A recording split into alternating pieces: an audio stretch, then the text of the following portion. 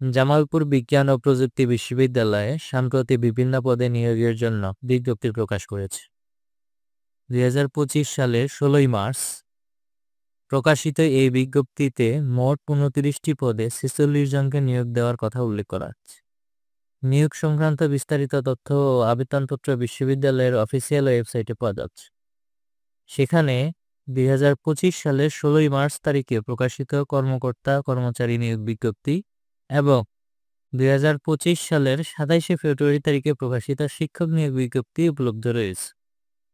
আবেদনকারীদের নির্ধারিত ফর্মে আবেদন করতে হবে, যা ওয়েবসাইটে পিডিএফ ও ওয়ার্ড ফরম্যাটে ডাউনলোড করার জন্য দেওয়া হয়েছে। আবেদনপত্র পূরণ করে নির্ধারিত সময়ের মধ্যে প্রয়োজনীয় কাগজপত্র সহ জমা দেওয়ার অনুরোধ করা হচ্ছে। নিয়োগ প্রক্রিয়া ও আবেদনের শেষ তারিখ সম্পর্কে